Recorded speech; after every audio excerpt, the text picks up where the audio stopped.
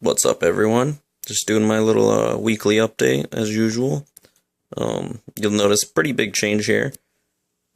This whole driftwood has got white thread all over it, and the flame moss is cut in about half.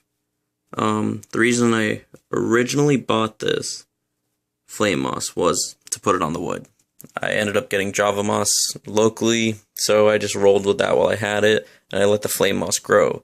Well, I noticed some of the bottom of the flame moss was turning brown because it was getting too long and the light wasn't getting to the bottom.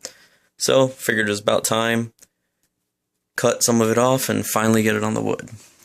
I know the white thread was very unsightly, but just went with what I had. Didn't need to buy thread or anything, but if it's really bothering me, I'm probably going to switch it out to a brown or a green thread. Yeah, so here's the flame moss, a lot shorter, about 1.5 inches, maybe 2 inches, who knows, about 1.5 inches. Java Fern is doing great.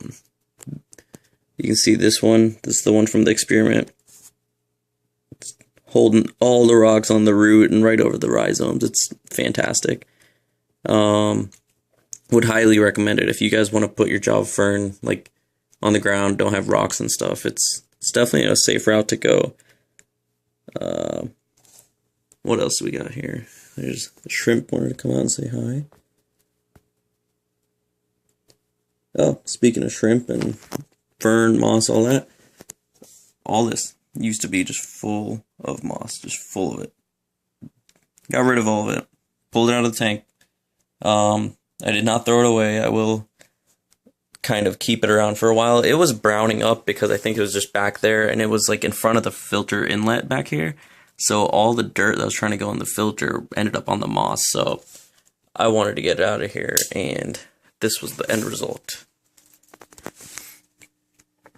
That's a decent amount of moss. Probably give some away. Probably keep some. I want to put some on rocks that I have like locally and put them in the tank, but we'll see. Like, I mean, you can see it's definitely like a softball size. So, and there's still plenty of it on the wood. So now I'm gonna have Java moss going up like the front side of the driftwood, well, like the middle of the driftwood, and this flame moss hopefully will grow in, and it's gonna be growing vertical right here on the front. I think that's gonna look awesome. I ended up actually putting that Java Fern back there where the shrimp is, inside of the cracks of the wood, and then another piece on one of the cracks of the wood back there. So everything's kind of falling into place. Just a tip for everyone: when you're at this stage, you gotta be really patient. It's annoying. I can't stand looking at last week's video to this one just to look how messy it looks, but hey, you gotta roll with it, let it grow out. It'll end up looking great. So, alright everyone, have a good one.